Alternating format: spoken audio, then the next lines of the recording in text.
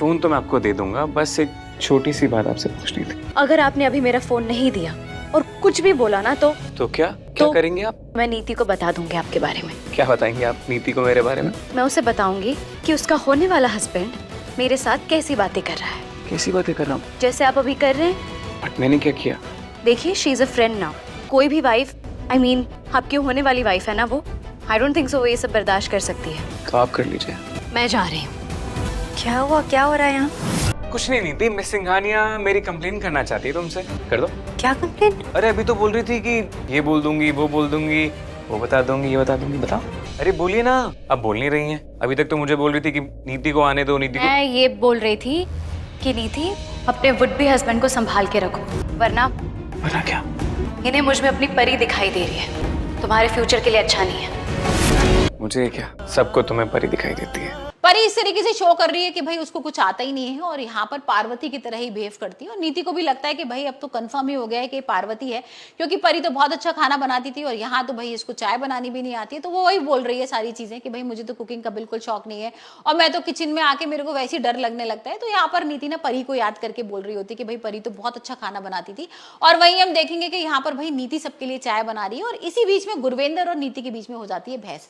अब हमने देखा था ना कि भाई मंदिर में भी यहाँ पर गुरवेंद्र को उसने बोल दिया था कि आप दाई माँ के साथ कार में चली जाओ, हमारे साथ मत आओ, हमारे साथ तो पार्वती आएगी। यहाँ पर जब चाय बनाने की बारी आई तो यहाँ पर वो गुरवेंद्र को गुस्से में देखने लगी कि भाई आप चाय क्यों नहीं बना सकते हो। इतनी सारी चीजें हो गई है ना कि अब गुरवेंद्र भाई बहस करना शुरू कर देगी नीति के साथ और वो बोल भी देगी कि तुम्हारी हिम्मत कैसी हो रही है, मेरे को तुमने नौकरानी समझ रखा है, मैं राजीव की माँ हूँ जिससे तुम शादी करने वाली हो और तुम अगर इस तरीके से बिहेव करोगी तो मैं अपने बिल्कुल सास वाले रूप में आ जाऊंगी।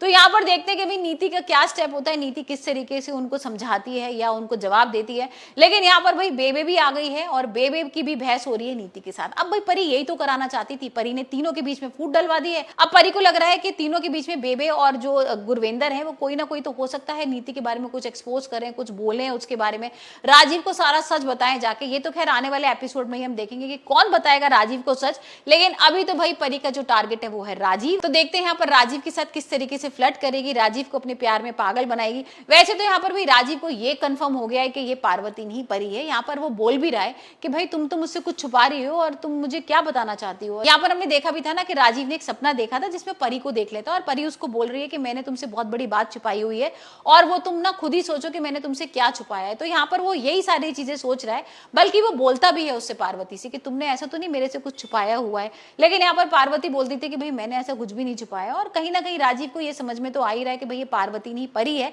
लेकिन जब ये सच सामने आएगा तब तक हो सकता है कि सारी चीजों का खुलासा हो जाए। यहाँ पर तो राजीव बेकसूर है, लेकिन अब इस समय जो परी का टारगेट है वो है राजीव। तो राजीव से किस तरीके से बदला लेती है तो आने वाले एपिसोड में ही देखेंगे।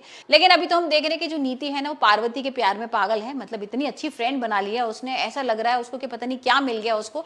इतनी खुश है वो कि भाई उसने बेबे और गुरवेंद्र से भी दुश्मनी बना ली है।